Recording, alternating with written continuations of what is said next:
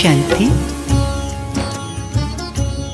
हम सभी आज जो इस सत्संग में पहुंचे हैं बड़े भाग्यशाली हैं जो हम सभी यहाँ पे आए हैं, और बिना भाग्य के तो कोई श्रेष्ठ स्थान पे पहुंच ही नहीं सकता है।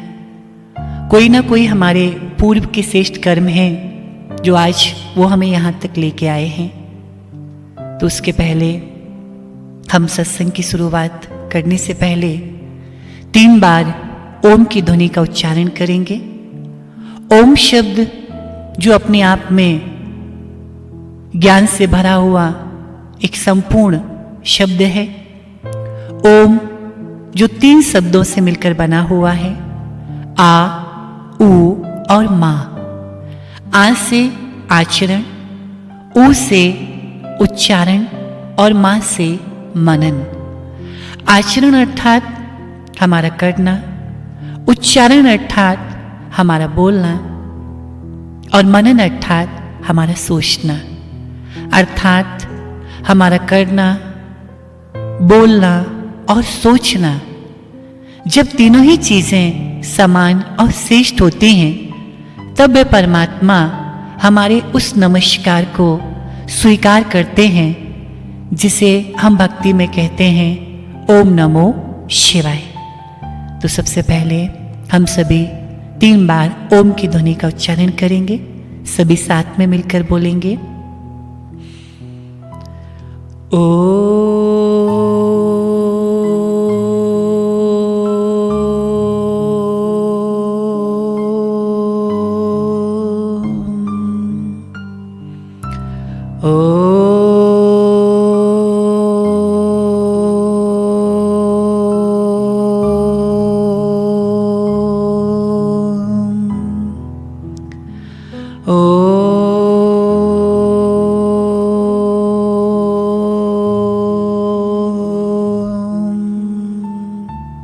ओम शांति।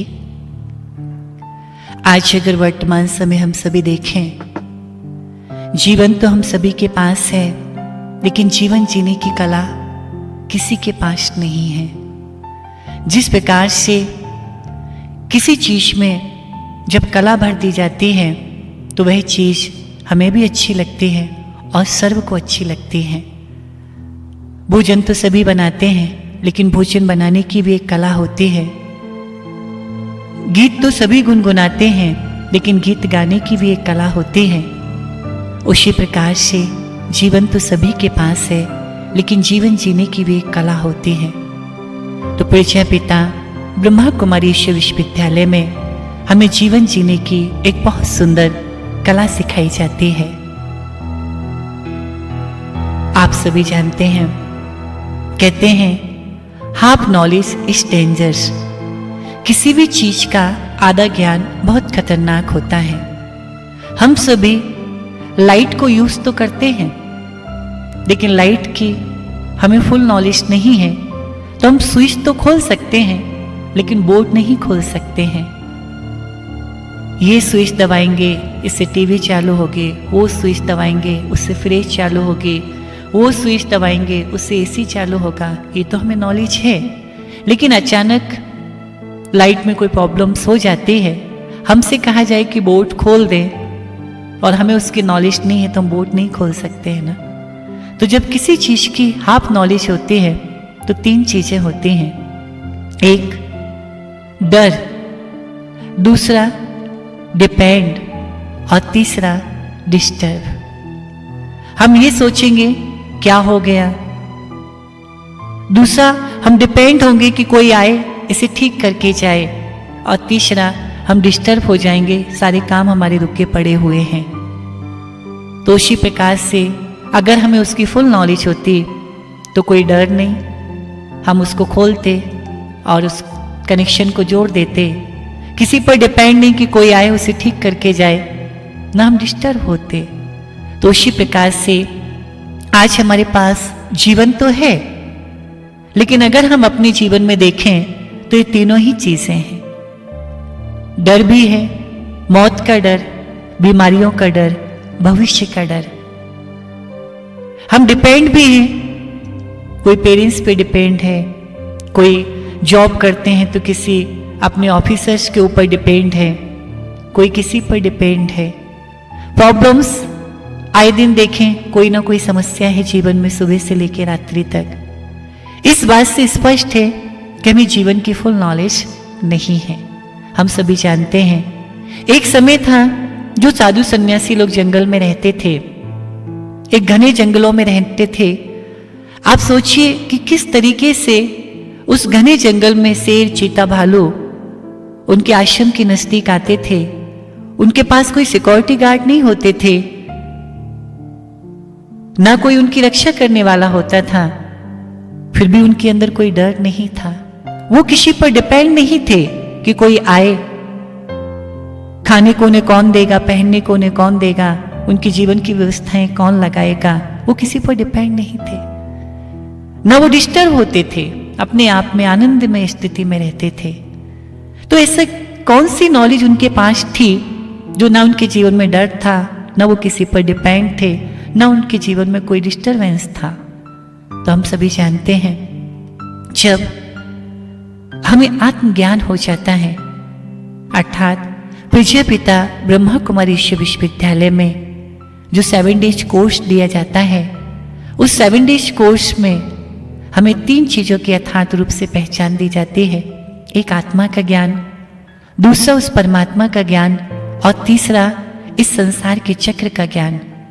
अर्थात जब हमें आत्मा का ज्ञान होता है तो हमारा मौत का डर, भविष्य का डर, बहुत सारे डर खत्म हो जाते हैं। जब हमें परमात्मा का ज्ञान होता है तो हमारे जीवन में ये बात अच्छे रूप से पक्की हो जाती है कि हम किसी पर डिपेंड नहीं हैं, क्योंकि हमारा पिता सर्वशक्तिवान है।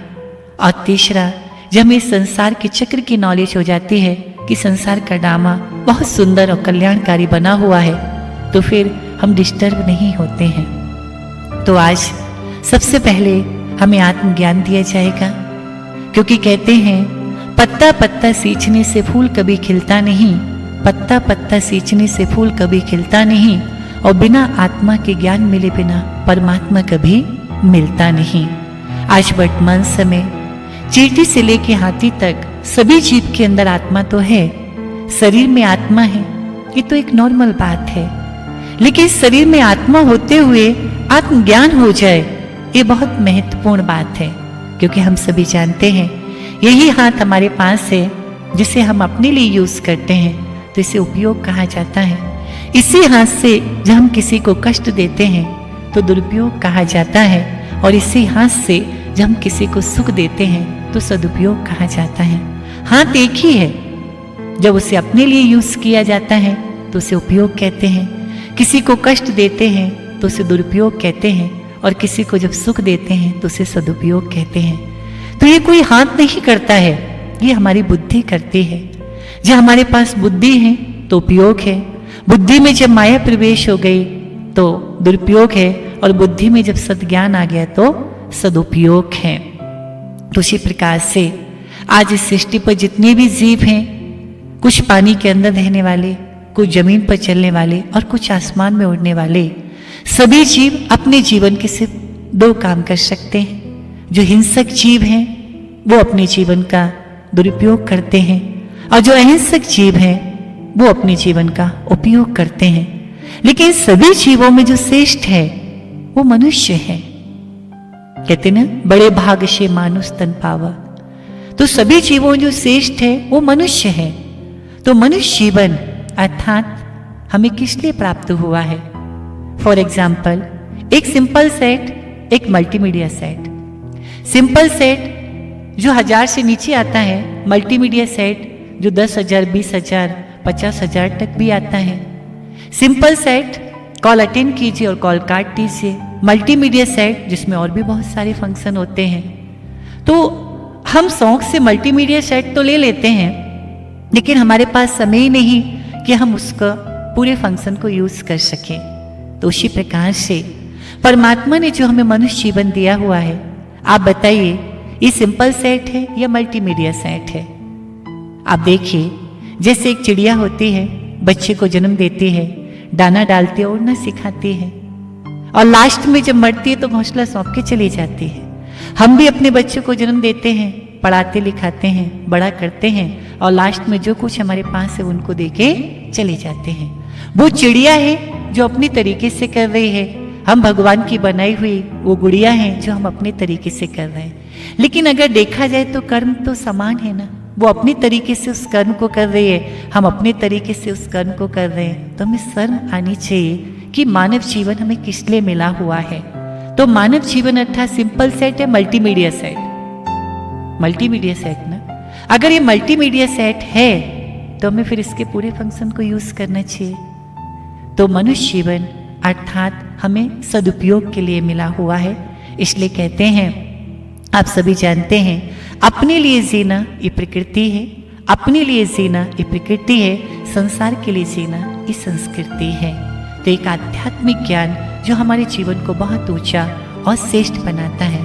लेकिन कहते हैं विज्ञान का अगर सुख लेना है तो वैज्ञानिक बनने की जरूरत नहीं है, लेकिन ज्ञान का अगर हमें सुख लेना है तो ज्ञानी बनने की जरूरत है। जिस प्रकार से एक साइंस के साधन होते हैं, साइंस के साधन में अगर हम देखें तो एक 10 साल का बच्चा भी मोबाइल को यूज कर रहा है, तो 50 साल का 100 साल का व्यक्ति भी मोबाइल को यूज कर रहा है। सभी एज के लोग ट्रेन में बैठते हैं, प्लेन में बैठते हैं। तो घर में जो भी साधन होते हैं साइंस के बनाए हुए, सभी एज के लोग उन साधनों को यूज करते हैं। तो जब साइंस के साधन दुनिया का हर व्यक्ति यूज कर सकता है, जिसमें कोई एज नहीं होती है, तो फिर भगवान की बनाई हुई साधना भी सबको करना चाहिए, उसमें भी कोई एज नहीं होती है। तो परमात्मा हम बच्चों को यही कहता है कि सभी लोगों को आध्यात्मिक ज्ञान को अपने जीवन में ग्रहण करना चाहिए। जिस प्रकार से आप सभी जानते हैं कि आज वर्तमान समय हर एक व्यक्ति के जीवन में दुख और अशांति है, तो इन सब चीज़ों से अगर हमें मुक्त होना है तो हमें अपने जीवन में आत्मज्ञान की बहुत बहुत आवश्यकता है। तो पूज्य पिता ब्रह्मा कुमारी विश्वविद्यालय में जो सबसे पहला लेसन है, जिस चित्र में हमें एक बहुत सुंदर बात बताई जाती है कि हम सब शरीर नहीं, हम सब एक आत्मा है, जिसके लिए कहते हैं कि मन को मथुरा तन को काशी और दिल को द्वारका जान लो।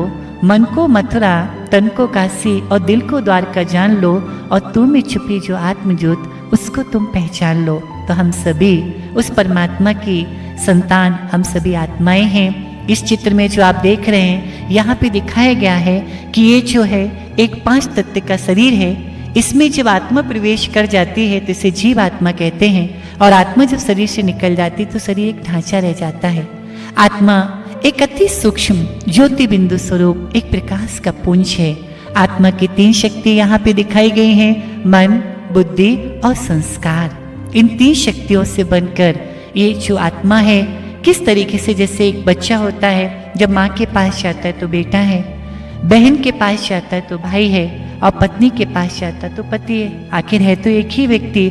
उसी प्रकार जब आत्मा सोचती है तो मन, जब निर्णय करती है तो बुद्धि, और जब वो कर्म करती है और जो उसमें रिकॉर्ड हो जाता है उसे संस्कार कहते हैं। इसलिए कहते हैं जैसा खाओगे अन्न वैसा बनेगा मन, जैसा होगा चित्र वैसा होगा चरित्र, और जैसी होगी दृष्टि वैसी होगी सृष्टि, और जैसा पानी वैसी वाणी।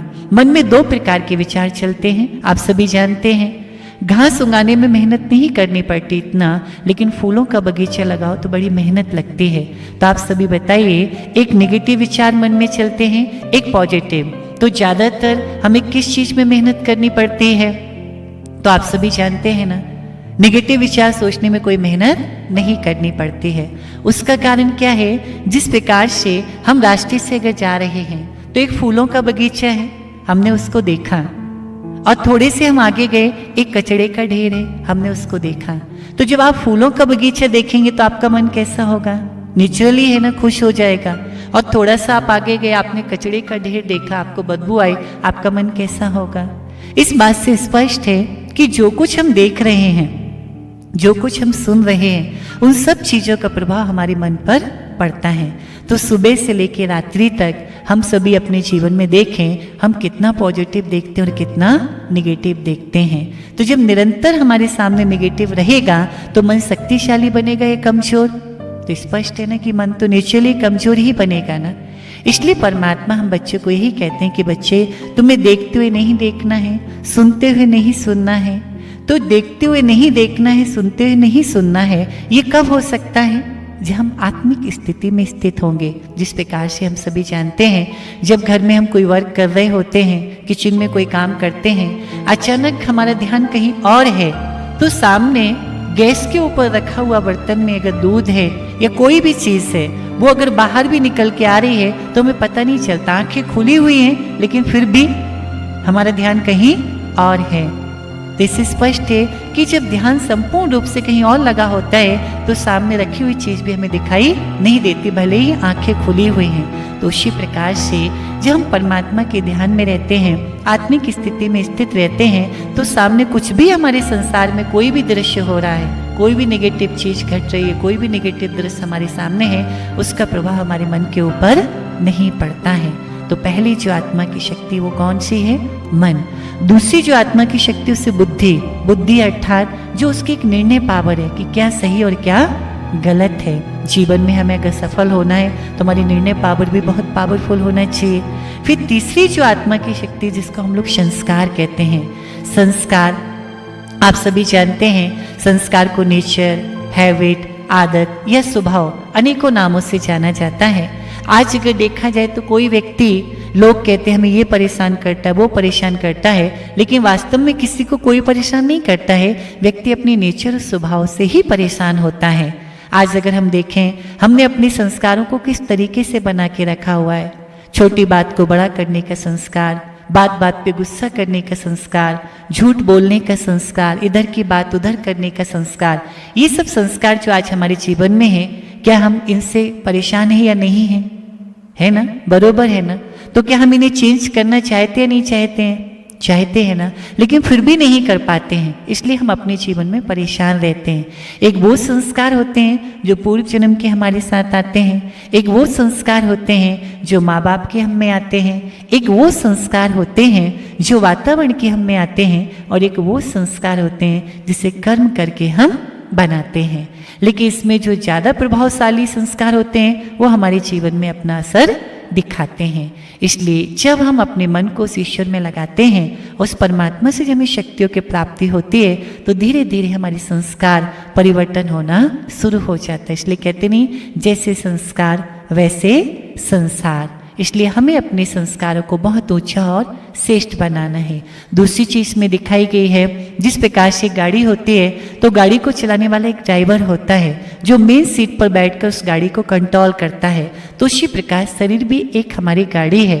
आत्मरूपी ड्राइवर इस बिरकुटी के बीच, मस्तक के बीच में विराजमान होती है, जो पूरी गाड़ी को कमांड करती है। जिस प्रकार गाड़ी में आगे खिड़की होती है, हॉर्न होता है, स्टीयरिंग होती है, उसी प्रकार ये शरीर रूपी हमारी गाड़ी है, जिसमें आंखें हमारी खिड़की का काम करती है, मुंह हमारा हॉर्न है, हाथ हमारी स्टीयरिंग है। तो आप सभी जानते हैं, उस गाड़ी में अगर हम अच्छा पेट्रोल, अच्छा डीजल डालेंगे तो अच्छी चलेगी ना। अच्छा पेट्रोल, अच्छा डीजल डालेंगे तो अच्छी चलेगी। उसी प्रकार अगर हम इस शरीर रूपी गाड़ी में शुद्ध और पवित्र भोजन डालेंगे तो ये गाड़ी भी कैसे चलेगी? अच्छी चलेगी। तो इस शरीर रूपी गाड़ी को हमें अच्छे ढंग से चलाने के लिए, अपनी श्रेष्ठ स्थिति में स्थित होने के लिए आत्मज्ञान की बहुत बहुत आवश्यकता है। उसके साथ साथ हम सभी जानते हैं, आत्मा के 7 गुण होते हैं। जिस प्रकार से आज अगर हम अपने जीवन में देखें, सभी को शांति, प्रेम, खुशी, आनंद पसंद है या नहीं है? पसंद है ना। इससे स्पष्ट है कि ये हमारी नेचर है, ये हमारे गुण है, इसलिए हमें ये पसंद है। आप सभी जानते होंगे आत्मा के 7 गुण कौन कौन से होते हैं। जिस प्रकार से आत्मा का सबसे पहला गुण है ज्ञान, फिर उसके बाद पवित्रता, फिर उसके बाद शांति, फिर उसके बाद प्रेम, फिर उसके बाद खुशी, फिर उसके बाद आनंद, और फिर उसके बाद शक्ति। तो ज्ञान, पवित्रता, शांति, प्रेम, खुशी, आनंद और शक्ति, ये आत्मा के 7 गुण होते हैं। ये 7 गुण जब हमारे जीवन में संपूर्ण रूप से आ जाते हैं तो आत्मा सतोगुणी हो जाती है। आप सभी जानते होंगे, एक और बहुत सुंदर बात आपको इसमें बताई जाएगी। आत्मा के ये 7 गुण हैं, इससे हमारे बॉडी के 7 पार्ट के भी कनेक्शन होते हैं। आत्मा का सबसे पहला गुण जो ज्ञान है, उससे हमारे ब्रेन का कनेक्शन होता है। आत्मा का दूसरा गुण जो पवित्रता है, उससे हमारे फीचर्स का कनेक्शन होता है। उस आत्मा का तीसरा गुण जो शांति है, उससे हमारे फेफड़ों का कनेक्शन होता है। आत्मा का चौथा गुण जो प्रेम है, उससे हमारे हृदय का कनेक्शन होता है। आत्मा का अगला गुण जो खुशी है, उससे हमारे लीवर का कनेक्शन होता है। आत्मा का नेक्स्ट गुण जो शक्ति है, उससे हमारे बॉडी के स्ट्रक्चर का कनेक्शन होता है। आत्मा का लास्ट गुण जो आनंद है, उससे हमारे हार्मोन्स का कनेक्शन होता है। इसलिए आप सभी जानते होंगे, जैसे जैसे हमारे जीवन में ज्ञान आता जाता है, हमारे ब्रेन का विकास होता जाता है। जिन लोगों के जीवन में पवित्रता होती है, उनका चेहरा आपको दूर से ही देखने में आएगा कि इनके अंदर कुछ पवित्रता का बल है, तेज है। उसके बाद जो लोग जीवन में शांत रहते हैं, उन्हें कभी सांस की बीमारी नहीं होती है। जिन लोगों के जीवन में प्रेम होता है, उन्हें कभी हृदय रोग नहीं होता। आज दुनिया में जो आप देख रहे हैं, सबसे ज़्यादा क्या बीमारी बढ़ती जा रही है ना, ये सब बीमारियां। तो इसका कारण क्या है कि जीवन में प्रेम नहीं है, इसलिए उन लोगों को वो बीमारियां बढ़ती जा रही हैं। आप सभी जानते हैं, जब हम भोजन को खुशी से स्वीकार करते हैं तो कितनी जल्दी हजम हो जाता है। तो लीवर का कनेक्शन हमारी खुशी से होता है। स्ट्रक्चर, जब व्यक्ति की जन्म स्पिरिचुअल पावर होती है तो उसके अंदर स्ट्रांगनेस होती है, वर्क को करने की और ज़्यादा उसके अंदर एनर्जी होती है, ज़्यादा से ज़्यादा वर्क करने की। और उसके बाद आत्मा का लास्ट गुण जो है आनंद, जिससे हमारे हार्मोन्स का कनेक्शन होता है। जिस व्यक्ति के जीवन में आनंद होता है ना, एज ज़्यादा होते भी उसकी इतनी एज नहीं दिखाई देती है। इसलिए जब हम स्वयं को आत्मा समझते हैं और आत्मिक स्थिति में जब हम स्थित रहते हैं, तो बॉडी के ये 7 पार्ट्स भी जो हमारे मेन पार्ट्स हैं, ये बिल्कुल एक्यूरेट रूप से काम करते हैं। इसलिए हमें अपने जीवन में इस बात के ऊपर बहुत बहुत मेहनत करना चाहिए कि हम सब शरीर नहीं, हम सब एक आत्मा है। इसलिए कहते नहीं कि शरीर एक रथ है, आत्मा इसमें एक रथी है। जिस प्रकार से आत्मा रूपी रथी जब इस शरीर रूपी रथ से निकल जाती है, तो हम इसे क्या कहते हैं, अरथी, माना अर्थी जा रही है। अब इसका कोई अर्थ नहीं है, क्योंकि इससे रथी क्या हो चुका है, निकल चुका है। तो वास्तव में हम जब इस कॉन्शियस में रहते हैं कि हम शरीर नहीं, हम सब एक आत्मा हैं, तो ये जो 5 विकार हैं, काम, क्रोध, लोभ, मोह, अहंकार, ये 5 विकार हमारे जीवन में कोई प्रभाव नहीं डाल सकते हैं। लेकिन जब हम स्वयं को शरीर समझते हैं, तो ये 5 ही विकार हमारे जीवन में अपना प्रभाव डालना क्या करते हैं, शुरू कर देते हैं। इसलिए हमें निरंतर इस चीज़ पे अभ्यास करना चाहिए कि हम शरीर नहीं, हम सब एक आत्मा हैं। ये मेन प्रैक्टिस हमको निरंतर करते रहना चाहिए। और ये प्रैक्टिस अगर हमारी चलती रहेगी, तो हम अपने आप में महसूस करेंगे कि किस तरीके से हमारी आध्यात्मिक उन्नति होती जाएगी, हमारे जीवन से बुराइयां समाप्त होती जाएंगी और हमारा जीवन बहुत श्रेष्ठ और शक्तिशाली बनता जाएगा। जिसके लिए एक छोटा सा उदाहरण हम आपको देंगे। आप सभी जानते हैं कि जैसे कि एक मकान मालिक था, ठीक है। अब वो जो मकान मालिक था, उसका बहुत बड़ा मकान था और बहुत बड़ा जो मकान था वो खाली पड़ा हुआ था। तो अचानक उसके पास एक किराएदार आया और उसने उस मकान मालिक से कहा कि भाई साहब, मुझे किराए पे मकान चाहिए, ठीक है। तो उसने जब उससे बात कही, तो उसने पूछा कि आप क्या करते हो, तो उसने कहा कि मैं बैंक में मैनेजर हूँ। उसने कहा ठीक है, दे देंगे, लेकिन 10,000 रुपये महीने आपसे भाड़ा लेंगे। उसने कहा ठीक है, भले दे दूंगा, कोई बात नहीं, नया मकान बनाऊंगा, उसमें भी खर्चा होगा, मेरा टाइम बच जाएगा, इसलिए 10,000 रुपये महीने पे मैं ले लेता हूँ। तो उसने कहा ठीक है, कोई बात नहीं, आ जाइए। तो उस मकान मालिक ने उस किराएदार को किराए पे मकान दे दिया। कोई बात नहीं, अब वो उसने रहना शुरू कर दिया। अब जो किराएदार उस मकान मालिक में रहने लगा, मकान में रहने लगा उस मकान मालिक के, तो क्या हुआ, पहले तो शुरू में वो किराया टाइम टू टाइम देने लगा, लेकिन कुछ दिन के बाद क्या हुआ, उसके जो और रिश्तेदार थे, उसने क्या किया, अपने और रिश्तेदारों को भी वहाँ पे बुला लिया। अब और रिश्तेदार जब वहाँ पे आए, तो उस मकान मालिक ने सोचा चलो कोई बात नहीं, काफ़ी समय के बाद इसके मित्र संबंधी आए हैं, कुछ दिन रुक के फिर चले जाएंगे। लेकिन वो तो इस तरीके से मकान में रहने लगे, ऐसे उन्होंने उस मकान में कब्जा कर लिया कि जाने का नाम ही नहीं ले। मकान मालिक बड़ा परेशान हो गया। फिर कुछ दिन के बाद क्या हुआ, वो लोग जब उस मकान में रहने लगे, तो फिर उनके जो पुराने संस्कार थे, ड्रिंक करना, स्मोकिंग करना, है ना, उस वातावरण को और दूषित कर दिया। मकान मालिक और परेशान हो गया कि पहले तो किराया देना बंद किया, फिर उसके बाद अपने मित्र संबंधियों को बुला लिया, फिर उसके बाद मकान को और दूषित कर दिया, वातावरण को और खराब कर दिया। मकान मालिक बड़ा परेशान हो गया। वो सोचने लगा कि अरे ये किस तरीके का किराएदार है। अब आप बताइए कि एक समय ऐसा आया, ऐसी स्थिति आई कि बेचारे उस मकान मालिक को ही उस घर से निकलना पड़ा, लेकिन उस किराएदार को नहीं निकाल पाया। तो आप ये बताइए, क्या उसके साथ सही हुआ या गलत हुआ? तो क्या जवाब देंगे आप? सही हुआ या गलत हुआ? नेचुरली है ना, गलत हुआ।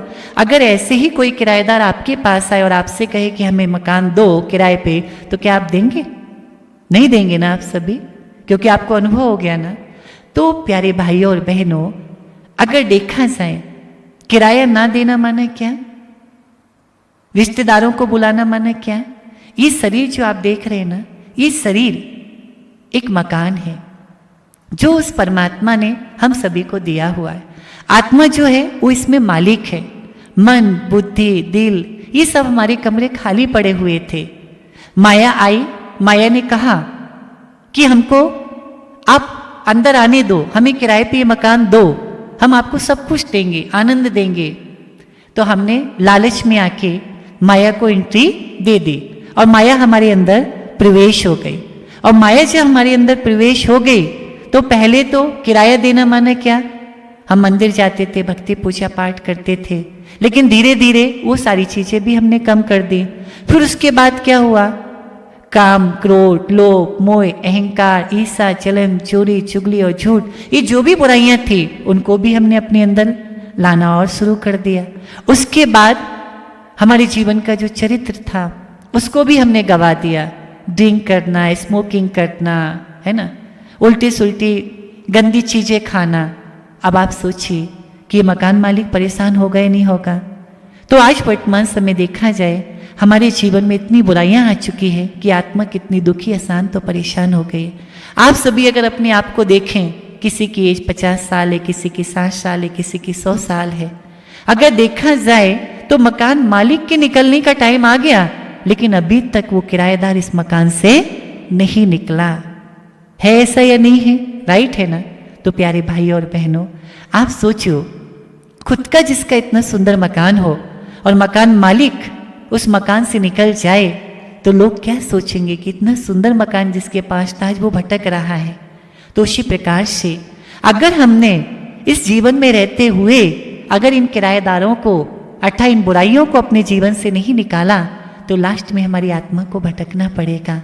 इसलिए प्यारे भाई और बहनों, परम पिता परमात्मा हम सभी बच्चों को यही शिक्षा देता है कि किस तरीके से हम अपने जीवन में इन बुराइयों को, जीवन से इन बुराइयों को निकालें। तो पृथ्वी पिता ब्रह्मा कुमारी विश्वविद्यालय में आज हजारों लाखों भाई बहनों के ये मकान खाली हो चुके हैं जो बुराइयों से भरे हुए थे। अगर आप भी चाहते हैं कि आप भी अपने जीवन से इन बुराइयों को निकालें तो पृथ्वी पिता ब्रह्मा कुमारी विश्वविद्यालय में आइए और अपनी इन बुराइयों को निकालिए। ये चीज़ यहाँ पे बताई जाती है। तो आज का जो हमारा पहला लेसन था जिसमें हमें आत्मा के बारे में बताया गया, हम सब शरीर नहीं, हम सब एक आत्मा है और एक परमात्मा पिता के बच्चे। इसलिए कहते नहीं कि जिसकी दृष्टि समान है वही संसार में महान है और दृष्टि उसी की समान है जिसको आत्मज्ञान है। क्योंकि जब हम शरीर भान में किसी को देखते हैं तो छोटा, बड़ा, मोटा, पतला, अमीर, गरीब, जात पात, रंग, भेद, भाषा, कितनी सारी चीज़ें आती हैं। लेकिन जब हमें आत्मज्ञान की प्राप्ति हो जाती है तो बस आत्मा न छोटी होती, न बड़ी होती, न मोटी होती, न पतली होती है, न अमीर होती, न गरीब होती, आत्मा तो सबकी समान होती है ना। तो जब हमारे अंदर आत्मज्ञान की प्राप्ति होती है तो हमारी दृष्टि में संसार की सभी मानव आत्माओं के प्रति सम्मान और प्रेम जागृत हो जाता है। और संसार की सभी मानव आत्माओं के प्रति जब हमारे हृदय में प्रेम होगा और सम्मान होगा तो उसका रिटर्न हमें उनसे भी वो चीज़ प्राप्त होगी जिससे हमारा जीवन बहुत ऊंचा और श्रेष्ठ बन जाएगा। ओम शांति, ओम शांति, ओम शांति।